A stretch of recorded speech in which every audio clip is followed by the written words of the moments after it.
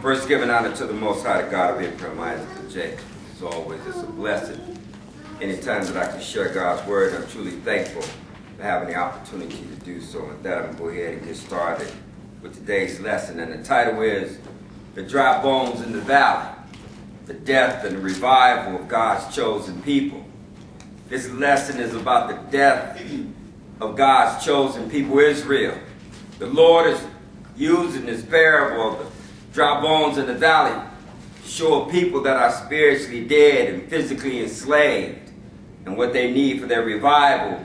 And that is to turn to the Lord and start being obedient to His commandments according to what is written in the Bible. And we're going to see that we are the dry bones in the valley. See, our forefathers sinned against God, and that is what brought about our spiritual death.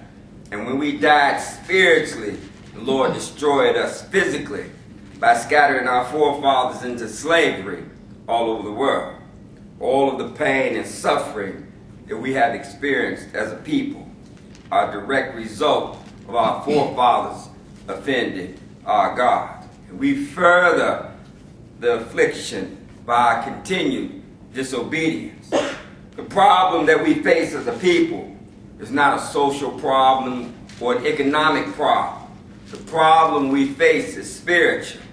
And when we realize that as a people and we awaken from our spiritual death, is when the Lord is going to bring us back from this physical death by taking us out of slavery and placing us back in the promised land. And that is what the Lord is revealing unto us in this parable of the dry bones in the valley. We're going to see in the course of this lesson that Israel, God's chosen people, are spiritually dead and physically in captivity. And again, we are the dry bones in the valley. We're going to see how we ended up in this valley. The people dead and physically destroyed. And it is important to understand the cause of one's problem, because then you can find a solution. Again, we ended up in this valley because our forefathers sinned against God, and we remain here enslaved, spiritually dead, because we continue to be disobedient to the Lord. And we're going to see that God is going to revive us as a people. He is going to bring light back into us, and that light is His word. And that is when we're going to come up out of this valley. We're going to start this lesson off in Isaiah, the 46th chapter. Isaiah 46. And we need to be mindful and understand what the Lord is saying here. Because God wants us to worship Him. He wants us to serve Him. But He is willing to prove that He is God. And the reason He reveals these things to us is not so that we'll just have information, but that also it should strengthen our faith. Because God uses prophecy, again, not just to show that which is to come into being, but He uses prophecy to prove that He is God. Because once it comes into being what He has foretold, sometimes thousands of years before it even manifests itself, when we witness that, then again, that is a proof that He is God. And that is what He's telling us here in Isaiah 46 and verse number 9. 46 and 9. You go ahead when you get there. Listen to what the Lord is saying here. Remember the former things of old. Go ahead. For I am God, and there is none else. I am God, and there is none like me. He's letting us know there is no other gods. He said, you remember the former things of old. He said, for I'm God, and there is none else. I'm God, and there is none like me. And as God, what is it that He does that no other can do? Go ahead. Declaring the end from the beginning. Go ahead. From ancient times, the things that are not yet done. As God, He tells you what's going to be even before it comes into existence. So that when it manifests itself, when you see it, then you realize that He is God. There is no other that can do this. There is no other that is willing to prove Himself. Not Allah, not Buddha, no other God. Those are all false gods. The God we serve is the true and living God, and He's telling you He's willing to show himself that he is God. That is what prophecy is for. Again, not just to show what's to come, but that when it comes into being, then you know this truly is the word of God. He said he declares the end from the beginning and from ancient times the things that are not yet done, saying what? Saying, my counsel shall stand, and I will do all my pleasure. Again, his word is not going to return unto him void. If God has said it, it must come to pass. Turn over to Matthew, the 8th chapter. Matthew, the 8th chapter, because before we look at this parable of the dry bones in the valley, we're going to listen to what Jesus had to say here, because he's going to show us the importance of following him. Matthew 8 and verse number 18. Matthew 8 and 18. You go ahead when you get there. Now when Jesus saw great multitudes about him, he gave commandment to depart unto the other side. And a certain scribe came and said unto him, Master, I will follow thee whithersoever thou goest. So you have this individual who's volunteering to follow the Lord. And what does he tell him? Go ahead. And Jesus saith unto him, The foxes have holes. Go ahead. The birds of the air have nests. But what? But the Son of Man hath not where to lay his head. He's letting him know it's not going to be easy to be a disciple of the Lord. And what he seeks is not of this world. He told him, Master, he said, I'll follow thee whithersoever thou goest. And Jesus told him, he said, the foxes have holes, the birds of the air, they have nests. He said, but the Son of Man had not nowhere to lay his head. Verse number 21, and go ahead. And another of his disciples said unto him, Lord, suffer me first to go and bury my father. So another one came and said, allow me first, I'll follow you, but allow me first to go and bury my father. And what was Jesus' reply to him? Verse 22. But Jesus said unto him, Follow me. He said, no, what you do is you follow me and do what? And let the dead bury their dead. So he's letting you know there are two types of dead here. He said, you follow me. The man wanted to go and bury his father. And Jesus said, no, you follow me and let the dead, talking about the spiritually dead, you let them bury the physical dead. And those that do not follow the Lord are spiritually dead. And that is what Israel, his chosen people, are. We are spiritually dead. God chose us as a people to teach the rest of the sons of Adam about the true and living God. We were supposed to be a kingdom of priests, a holy nation. He gave his word unto Israel and Israel alone. But we stopped following the Lord, and we ended up in the valley of the dry bones. And the Lord had Ezekiel to tell us about how he got there and what's going to take place. What's eventually going to happen to his people. Ezekiel 37 and verse number 1. 37 and 1, you go ahead when you get there. Because again, we're going to see that Israel, God's chosen people, are among the spiritually dead. Go ahead. The hand of the Lord was upon me. Carried me out in the spirit of the Lord, and set me down in the midst of the valley, which was full of bones. And bones just represent the remains of one that is deceased, one that is dead. Go ahead. And caused me to pass by them round about. Go ahead. And behold, there were very many in the open valley. Again, what the Lord is doing is he's showing Ezekiel a vision here. He said he had set him down in the midst of the valley, which was full of these bones, and he caused him to pass by them round about. He said, behold, there were many in the open valley. What else about these bones? Go ahead. No, they were very dry. They had been there a long, long time. Again, and what he's talking about is not physically dead. He's talking about people that are spiritually dead. Dry bones in the valley. Verse number 3, what did he say? And he said unto me, Uh-huh. Son of man, can these bones live? He said, can they come back from the dead? What did Ezekiel say? And I answered, O Lord God, thou knowest. He told him, you know, Lord. You know whether they can live or not.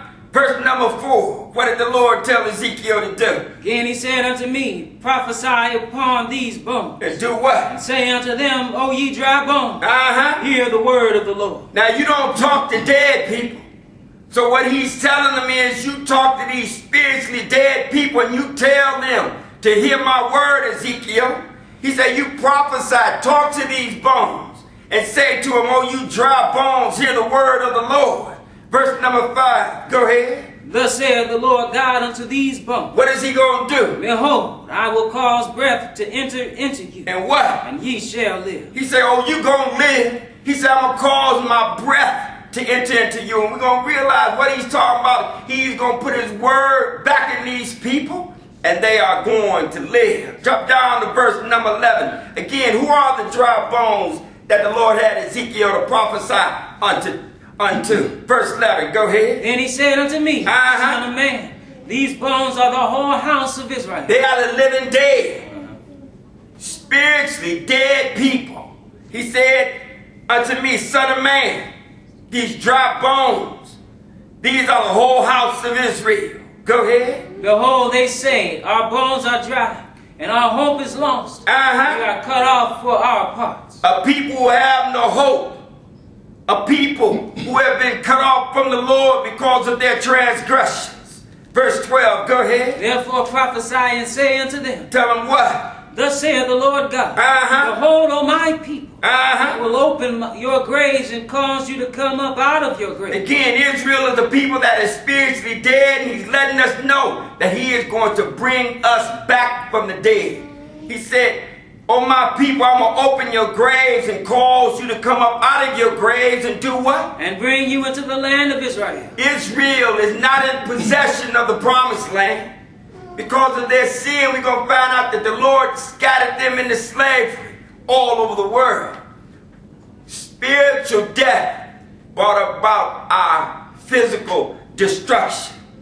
He said, I'm going to open your graves and cause you to come up out of your graves, and I'm going to bring you into the land of Israel. He's going to place us back into the promised land. And then what? And ye shall know that I am the Lord, when I have opened your graves, O my people, and brought you up out of your grave. Everybody is going to know that God is a true and living God when he does this. When he takes a broken, downtrodden people and exhausts them. Verse number 14, because what is he going to do? He said he was going to put his breath in them and they was going to live, did he not? Verse number 14. And shall put my spirit in you, and ye shall live. He said, well, I'm going to put my spirit in you, and then you're going to live. And we're going to find out what that spirit is. He said, I'm going to put my spirit in you and you're going to live. Go ahead. And I shall place you in your own land. This is when Israel is going back home. It did not occur in 1948. We're going to find that out. Go ahead. Then shall ye know that I, the Lord, have spoken it, and done what? And performed it, saith the Lord. And again, his words cannot return unto him void. Turn over to Psalms 141. Psalms 141. Because again, God's chosen people, Israel, are spiritually dead and they are no longer in possession of the promised land. The Lord said he was going to open up the graves and restore his people. And David's going to tell us where it is that we lay. Psalms 141 and verse number 7. 1 and 7. Go ahead when you get there. Our bones are scattered at the grave's mouth. Again, we are the living dead. Go ahead. As when one cutteth and cleaveth wood upon the earth. Again, it's like when somebody's chopping wood with an axe, and what takes place? The wood splinters and is scattered all over. He said, our bones are scattered at the grave's mouth, as when one cutted and cleaved wood upon the earth. The Lord scattered his people from one end of this earth to the other. Sent us into captivity. And here we remain until this day. And why is that? Our forefathers sinned against God, and we further the affliction. We refuse to obey God according to what is written in his word. And he's telling us how our demise came into being. But he's also telling us the solution to our problem. But we have to listen. What does he say? Verse number 8. But mine eyes are unto thee. Even though the Lord has done this to his people, he is the one that scattered us into slavery. And rightfully so. That was his punishment. And we deserved it. He said, but mine eyes are upon thee. Go ahead. O God the Lord. What? In thee is my trust. Leave not my soul destitute. He said, mine eyes are upon thee, O God the Lord. He said, and in thee is my trust. Leave not my soul empty and bare. And that is what we are to do. We are to trust in the true and living God, not a politician. No man can save us. The only one that can save us is the one that we offended, and that is God. Turn over to 1 Kings, 11th chapter. 1 Kings, the 11th chapter. We're going to look at Israel on their way to this valley. Because as I said, it's important to understand the cause of your problem. Because then you know the solution. This is Solomon, the wisest man to have ever lived. The Lord had taken Israel, brought them into the promised land, the land flowing with milk and honey, the land of the Canaanites and the Hittites, the Jebusites, the Perizzites, the Amorites, and he had displaced all of them and put his people there.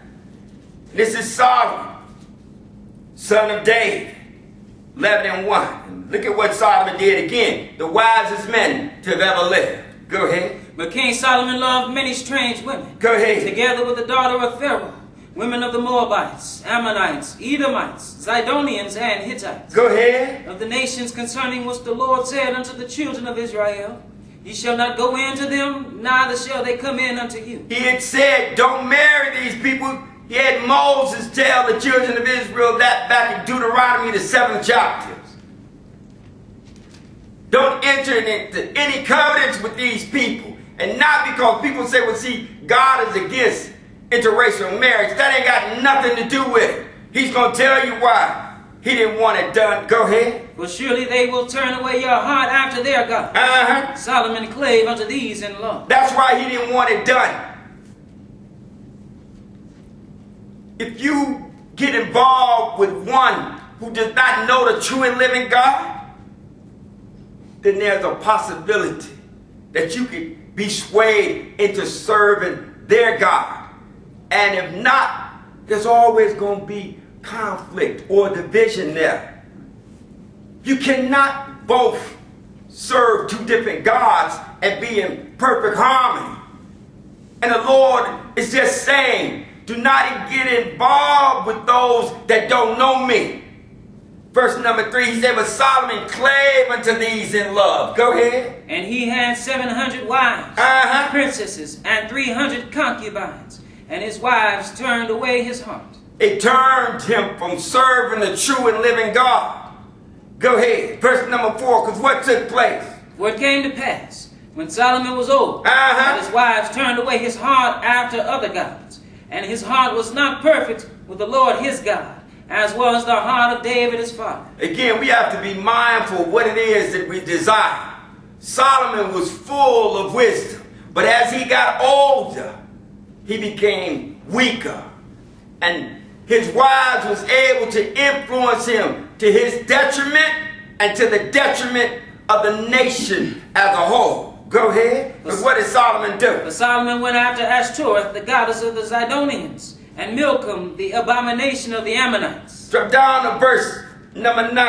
How did the Lord feel about this? And the Lord was angry with Solomon. Go ahead. Because his heart was turned from the Lord God of Israel. Who had done what? Which had appeared unto him twice. Not once, but twice the Lord had appeared unto Solomon. And still Solomon gave in to this false worship, building idols unto all these false gods. He said the Lord was angry with Solomon because his mind had been turned from following the Lord. He said, even though the Lord had appeared unto him twice and had done what? Verse 10. And had commanded him concerning this thing, that he should not go after other gods. But he kept not that which the Lord commanded. The first commandment God gave Israel was what? Have no other gods before me. And here it is, Solomon, a man full of wisdom. And what did he do? He turned and allowed his mind to be influenced by all of the women that he had around him. And I say that because if Solomon can do that in all of his wisdom, we surely have to be on guard.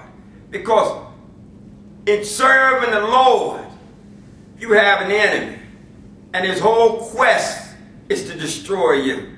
And how he does that is by getting you to go contrary to your God. And Solomon fell prey.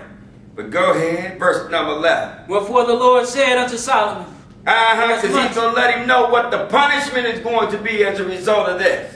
And again, a whole nation is going to suffer. Go ahead. For as much as this is done of thee, and thou hast not kept my covenant and my statutes, which I have commanded thee, what? I will surely rend the kingdom from thee, and will give it to thy servant. He said, I'm going to take the kingdom from you, Solomon, and I'm going to give it unto your servant. The servant he's talking about is Jeroboam. But God is a merciful God, and what did he do? Notwithstanding in thy days, I will not do it for David thy father's sake. Not for Solomon's sake. He said, but I'm not going to do this unto you, Solomon. He said, but for David's sake. Go ahead. But I will rend it out of the hand of thy son. He said, but I'm going to take it out of your son's hand. I'm going to take it out of the hand of Rehoboam. Go ahead. Howbeit I will not rend away all the kingdom. What is he going to do? But will give one tribe to thy son for David my servant's sake. Go ahead. And for Jerusalem's sake, which I have chosen. So the nation is going to be split in two. Drop down to verse number 29 and go ahead. Because the Lord had his prophet to go unto Jeroboam to let him know what's getting ready to take place concerning him. Go ahead. And it came to pass at that time when Jeroboam went out of Jerusalem. I tell you what, read it at verse number 28. Because he said he was going to do this concerning Solomon's servant, did he not? He was going to rend the kingdom and give it into his servant. And I said it was Jeroboam. Verse number 28. Go ahead. What did it say? And the man Jeroboam was a mighty man of valor. And what did Solomon do? And Solomon, seeing the young man that he was industrious, go ahead. He made him ruler over all the charge of the house of Joseph. So Jeroboam was Solomon's servant. And now again, the prophet is going to come unto him and tell Jeroboam what's going to take place. Verse 29. And it came to pass at that time when Jeroboam went out of Jerusalem, that the prophet Ahijah the Shilonite found him in the way, and he had clad himself with a new garment, and they two were alone in the field. And what did Ahijah do unto him? And Ahijah caught the new garment that was on him, and rent it in 12 pieces. So he grabbed his garment and started tearing it up. And again, God is just using the physical to show what's going to take place, the spiritual. But go ahead. And he said to Jeroboam, take thee 10 pieces. Why? For thus saith the Lord, the God of Israel, behold, I will rend the kingdom out of the hand of Solomon, and will give 10 tribes to thee. Go ahead. But he shall have one tribe for my servant David's sake, and for Jerusalem's sake, the city which I have chosen out of all the tribes of Israel. So what the prophet did was he ripped the garment of Jeroboam into 12 pieces and gave him 10. And he said what this represents is that the Lord is going to rend the kingdom out of the hand of Solomon, and is going to give 10 tribes unto you. But the true tribes are going to be left. One tribe for David's sake, and one tribe for Jerusalem. The city which the Lord had chosen out of all the tribes of Israel. And again, why is this going to take place? Verse 33. Because that they have forsaken me, and have worshipped Ashtoreth, the goddess of the Zidonians, Chemosh, the god of the Moabites. Because they worship these false gods. Go ahead. And Milcom, the god of the children of Ammon. And have not walked in my ways, to do that which is right in mine eyes. To keep my statutes and my judgments, as did David his father. Because they've not followed me. Because they've not done what I commanded them to do. So the kingdom is to be split in two. Go right into the 12th chapter. Because we're going to see that the prophecy that the Lord had an eye to make concerning Jeroboam, it came to pass. Now Solomon died, and Rehoboam, his son, has taken over. 1 Kings 12 and verse number 19. But the people are going to rebel against Rehoboam. And what had taken place, Jeroboam, Solomon's servant, Solomon sought to kill him. And he had left and went to Egypt. But now he's going to return after the death of Solomon. We're going to see what takes place. 1 Kings 12 and 19. Go ahead when you get there. So Israel rebelled against the house of David unto this day. Go ahead. And it came to pass, when all Israel heard that Jeroboam was come again, they sent and called him unto the congregation. And did what? Made him king over all Israel. Because what Israel had did when Solomon died, and his son Rehoboam reigned, they had asked him to lighten the yoke. And he had sought counsel. And the young ones around him told him not to do it. And so when he went back and sent word back unto Israel that he was not going to do what they requested, they sought to kill him. And again, so they took this Jeroboam and they made him king over Israel, over the 10 tribes. He said there was none that followed the house of David but the tribe of Judah. Drop down to verse number 25 and go ahead.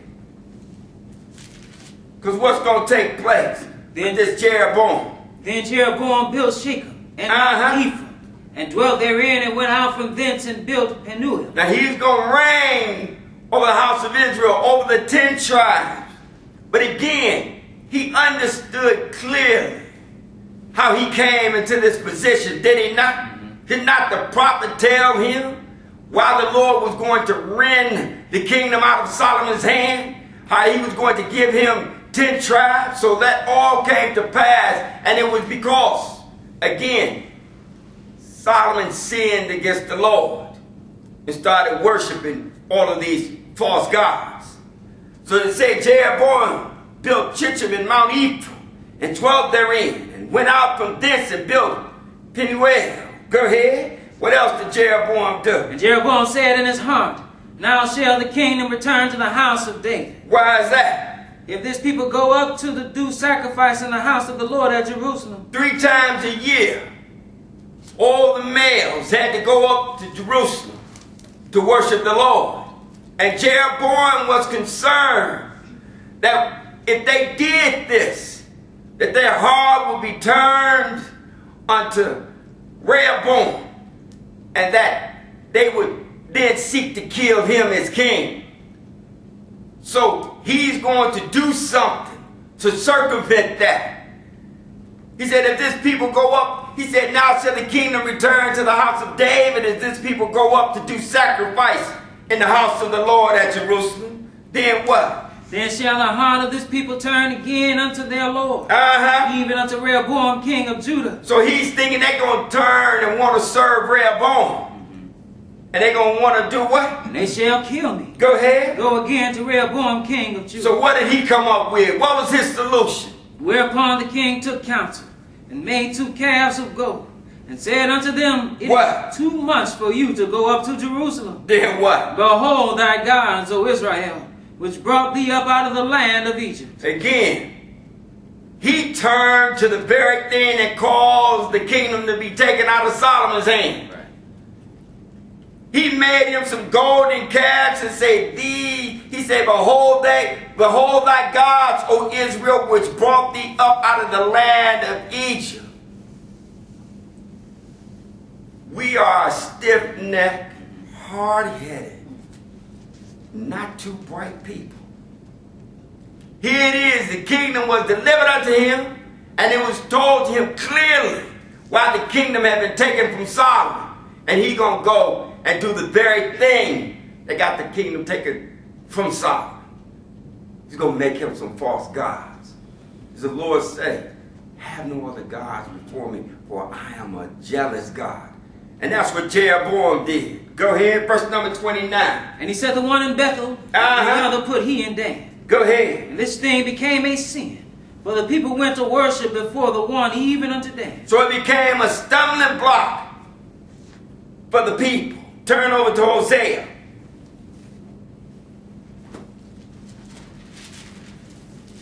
Because the nation now has been split, and this is when Israel died.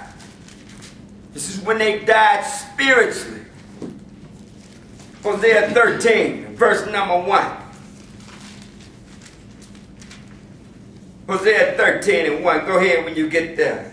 When Ephraim spake trembling, What did he do? he exalted himself in Israel. When he feared God, and when he said when Ephraim is another word for Israel that refers to the 10 tribes or Israel. He said when Ephraim spake trembling, when he feared God, then he exalted himself in Israel. But what? But when he offended in Baal, he died. When he stopped fearing God, he started worshiping them false idols.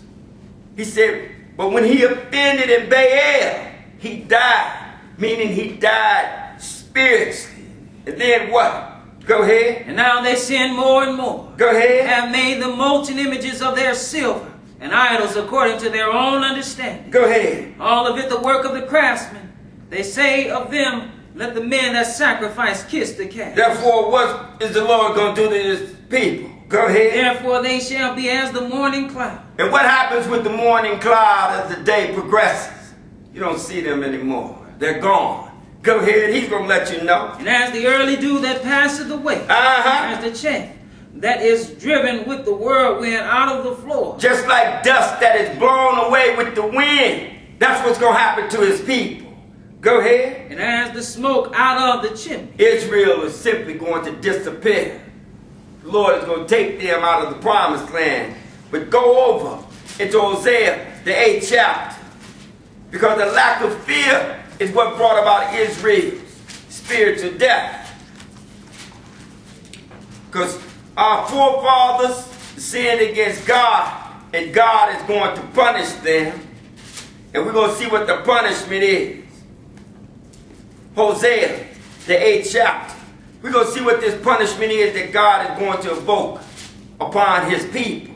And I can tell you right now, the Lord is going to send his people, his chosen people, into captivity. 8 and 1, and go ahead. Set the trumpet to thy mouth. You warn them and let them know that's what's going to take place. He shall come as an eagle against the house of the Lord. Let them know that their enemy is on the way. Let them know that their enemy is coming. He said, you set the trumpet to your mouth. And he said, set the trumpet to thy mouth. He said, he's going to come as an eagle against the house of the Lord. And why is this? Go ahead. Because they have transgressed my covenant. Trespassed against my law. Israel sinned, and the Lord is going to punish them. And the Lord works through men. And so he's going to have Israel taken into captivity. But we're going to see. Go ahead. Verse number 2. Israel shall cry unto me. My God, we know thee. And the Lord is not going to hear them. He said they're going to cry unto me. He said, my God, we know them. But what? Verse number 3. What has Israel done? Israel has cast off the thing that is good. Talking about his law. Go ahead. The enemy shall pursue him. And not only pursue him, but he's going to overtake him. Drop down to verse number 8 and go ahead. Israel is swallowed up. They're in the grave now. Go ahead. Now shall they be among the Gentiles as a vessel wherein is no pleasure. Because Israel is going into slavery. He said Israel is swallowed up. And now shall they be among the Gentiles as a vessel wherein there is no pleasure. Look at us as a people. Nobody finds any pleasure in us whatsoever. What happens if we move into somebody else's neighborhood? All of a sudden you see signs going up everywhere. People are trying to get away from us. We try to get away from ourselves. He said, They're going to be among the Gentiles as a vessel wherein there is no pleasure. Verse number 11, go ahead. Because Ephraim hath made many altars to sing. What? Altars shall be unto him to sing. And again, that's what's got us in trouble with the Lord in the first place. This false worship. And we continue the affliction. He said, because Israel had made many altars to sin. Altars shall be unto him to sin. If you look in our communities, we got plenty of churches, but no understanding. Nobody is trying to serve the true and living God according to what is written in his word. He said, because Ephraim has sinned, because Ephraim had made many altars to sin, altars shall be unto him to sin. Verse 12, and go ahead. I have written to him the great things of my law. But what did they do? They were counted as a strange thing. And today it's even stranger, because they'll tell you that the law has been done away with. The word of God is no more. You don't have to keep the law. All you have to do is do what the pastor has commissioned. Do what man has to say. He said, I've written unto him the great things of my law, but they were counted as a strange thing. Go ahead. They sacrifice flesh for the sacrifices of mine offering. Go ahead. And eat it. But what? For the Lord accepted them not. Jesus tells you in Matthew the 15th chapter, your worship of me will be in vain for the teaching of doctrines, the commandments of man. If you worship God not in accordance to what's written in his word, what's written in the Bible, all of your worship will be for naught. Nobody wants to hear that. But then again, it really does not matter what one wants to hear. The only thing that matters is what thus say the Lord. And the Lord is telling us. They sacrifice flesh for the sacrifices of mine offering, and they eat it. He said, but the Lord accepted them not. It does not matter what you do in the name of religion or what you do thinking that it is right. It will only profit one if it's in according to what thus said the Lord. Go ahead. What did he say? Now will he remember their iniquity, visit their sins, and do what? They shall return to Egypt. Israel was enslaved by the Egyptians, and Egypt is used to reference slavery. He's simply saying he's going to remember their transgressions and visit them for their sins, and they're going back into Egypt. They're going back into bondage. They're going into slavery, and they're going to be dispersed among the Gentiles, scattered into slavery from one end of this earth unto the other. Why? For Israel hath forgotten his maker, and buildeth temples, and Judah hath multiplied fenced cities. Because of the worshiping of false gods, he said Israel has forgotten his maker and builded temples. And Judah has multiplied fenced cities. But what is the Lord going to do? But I will send a fire upon his city. He said, I'm going to destroy his cities also, because we're going to find out that Judah, even though witnessing what took place with Israel because of their transgressions, they're going to follow suit. And they're going to be worshiping these false gods also. He said, but Judah has multiplied fenced cities. He said, but I'm going to send a fire upon his cities and do what? And it shall devour the palaces thereof. The Lord said, I'm going to destroy this people. Turn over to 2 Kings, the 17th chapter. We're getting ready to read about the last king of Israel. The Lord had repeatedly warned his people. Repeatedly warned.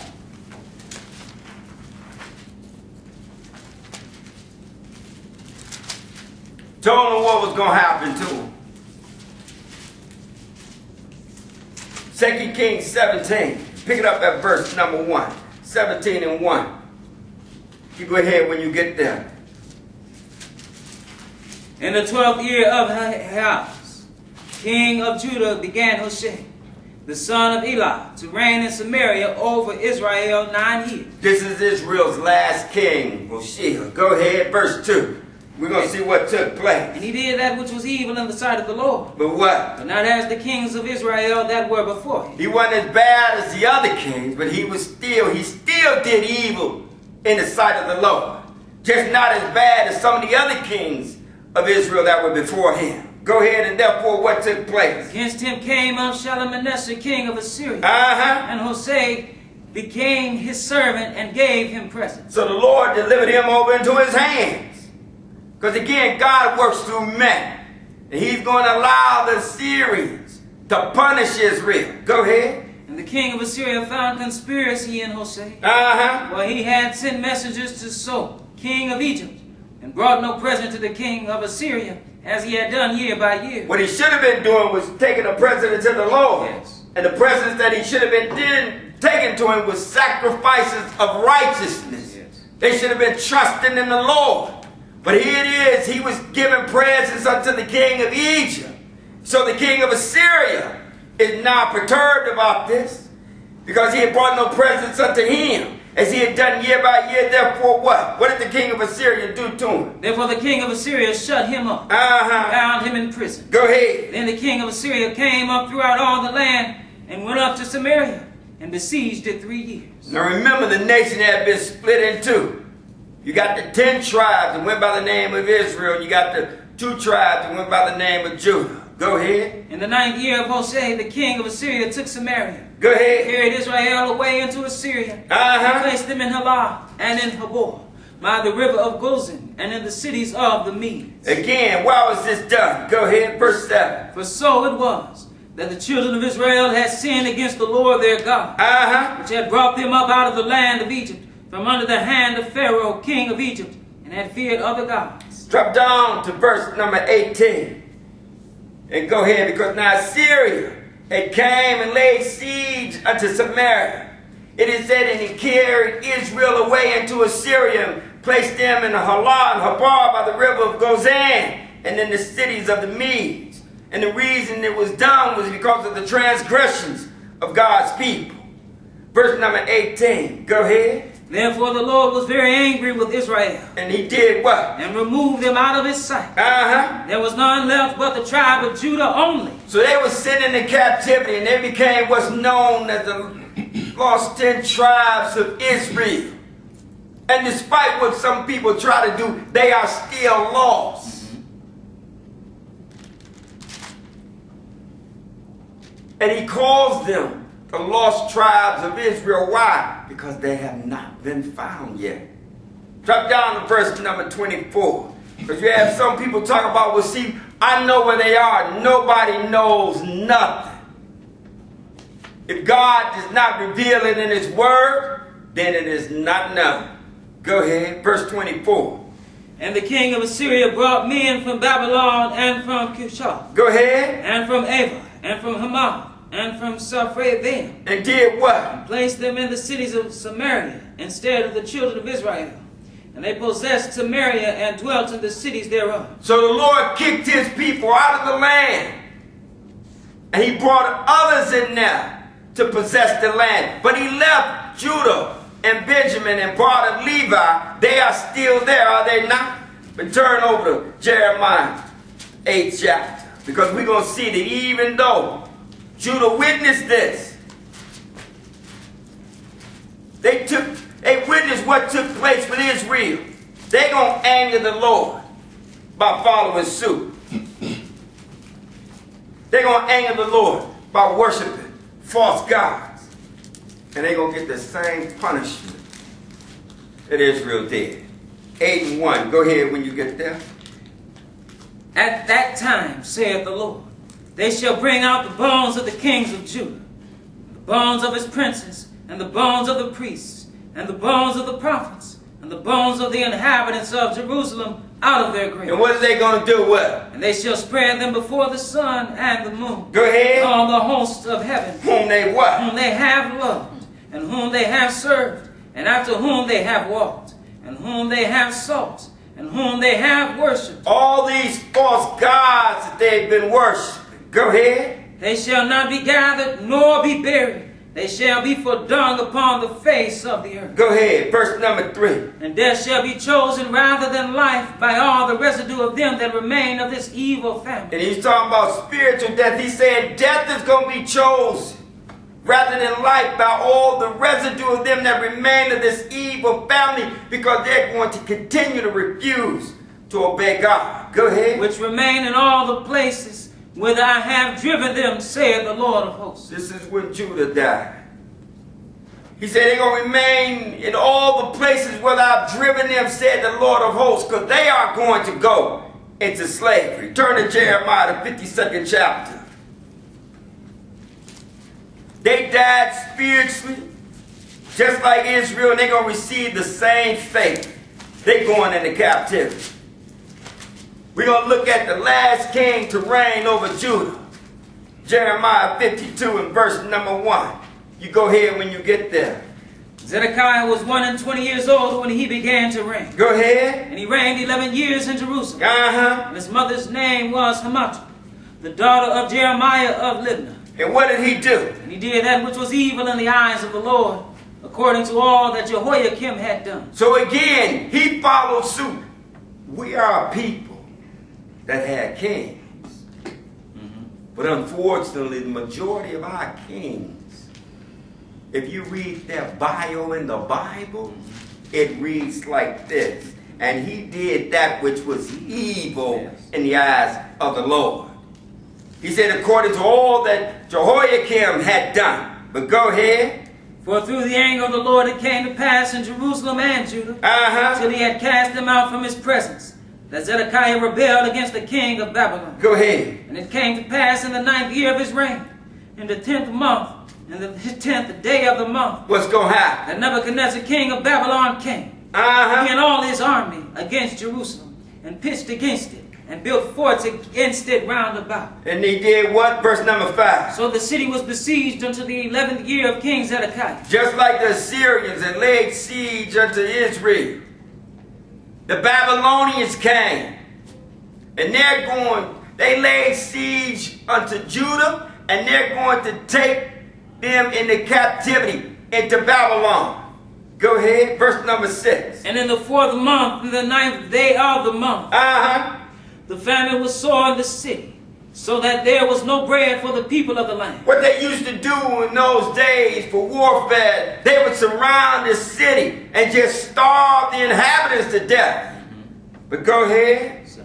Then the city was broken up, and all the men of war fled, and went forth out of the city by night by the way of the gate between the two walls, go ahead, which was by the king's garden. Now the Chaldeans were by the city round about, and they went by the way of the plain. And you can read in another place that Zedekiah, he tried to run also. But they took his 2 sons, and they killed them in front of him. And then they put out Zedekiah's eye. Verse number 8, go ahead. But the army of the Chaldeans pursued after the king, overtook Zedekiah in the plains of Jericho. Go ahead. And all his army was scattered from him. Go ahead. Then they took the king and carried him up unto the king of Babylon to Riblah, in the land of Hamath, where he gave judgment upon him. Drop down to verse number 27. Go ahead. Because what happened with Judah? And the king of Babylon smote them, and put them to death in Riblah, in the land of Hamath. Thus Judah was carried away captive out of his own land. So when the Lord say he's going to open up their graves, and he's going to bring them back into the land, it's because they've been scattered into slavery. Israel is not in the promised land. Israel sinned against God, and their punishment, he kicked them out of the promised land and scattered them amongst the Gentiles. Turn over to Isaiah, the 5th chapter. We're going to see again, why was God's chosen people destroyed? And it's important to understand the source of your problem. Then you'll find your solution. 5 and verse number 13. He's going to tell us why we were destroyed as a people. Go ahead. Therefore my people are gone into captivity. Why? Because they have no knowledge. How could this be said that Israel didn't have knowledge? Did not God himself dwell among Israel? Did not he give them his word? Israel had knowledge of the true and living God, but Israel had no understanding, no wisdom. It's not enough just to hear the word of the Lord. You got to be obedient unto it. He said, and therefore my people have gone into captivity because they have no knowledge. Rather than resting on God's wisdom and understanding, rather than rely on his knowledge, they wanted to rely on the vain imagination that came out of their hearts, what came out of their mind. And as the books say, there's a way that seemeth right unto man that leadeth unto death. Therefore don't lean on your own understanding. He said, my people have no knowledge, therefore they've gone into captivity. It always culminates with Israel going into captivity. Go ahead. Because they have no knowledge, and their honorable men are famished, and their multitude dried up with thirst. If the leaders are famished, if they have no knowledge, then the people have no hope. Because they are following those who have no understanding whatsoever. And therefore, that's why we remain in the situation we find ourselves in. Our so-called leaders that have been hand-picked by our oppressors. Right. They have no understanding, and we follow them blind like sheep. Right. But go ahead, I'm not dealing with that now. Go ahead, verse 14. Therefore hell hath enlarged herself. And hell is a state of condition, and we certainly as a people are in hell. All we have to do is look at your neighborhood, look at the conditions that you live in. That is a living hell. But go ahead. And open her mouth without measure. And their glory and their multitude and their pomp, and he that rejoices shall descend into it. Turn over to Deuteronomy, the 35th chapter, because the Lord said, he tells the end from the beginning, from ancient times, those things not yet done. Even before Israel went into the promised land, the Lord had told Moses to tell his people what was going to befall them, how they were going to be led into captivity all over the world. Deuteronomy 31, and pick it up at verse number 15. 31 and 15. Go ahead when you get there. And the Lord appeared in the tabernacle in the pillar of a cloud.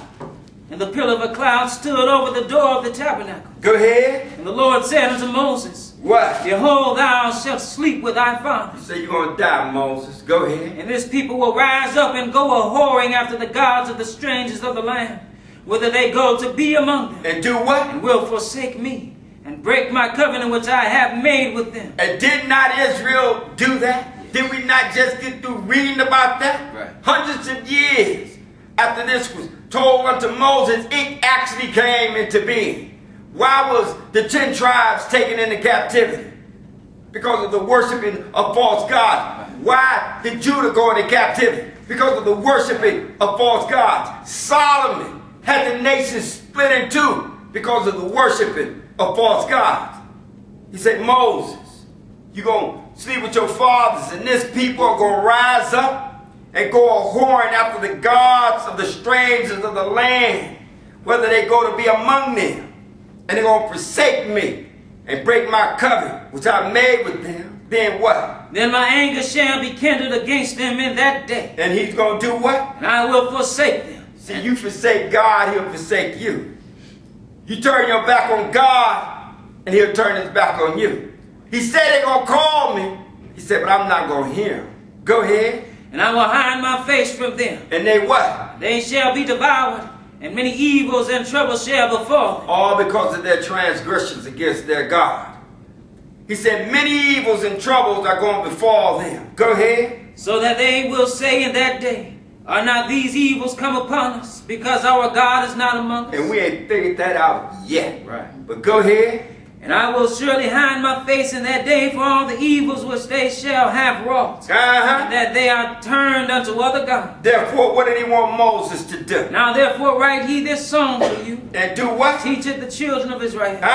Put it in their mouths, that this song may be a witness for me against the children of Israel. He said, you do this, Moses, you write this song, and teach it to the children of Israel, and you put it in their mouths, put it in their minds, that they may know that this song may be a witness for me against the children of Israel. For when? Verse 20. For when I shall have brought them into the land which I swear unto their fathers, that floweth with milk and honey, and they shall have eaten and filled themselves and waxen fat. Then what are they going to do? Then will they turn unto other gods and serve them and provoke me and break my covenant. Again, God told us what was going to take place with our forefathers hundreds of years even before it came into being. Turn over to Deuteronomy, the 28th chapter. Because he not only told them they were going into captivity, he even told us the mode of transportation that was going to be used to transport them into captivity. Deuteronomy 28. Because the Lord here, you can read it on your own time. The Lord here, it told Moses,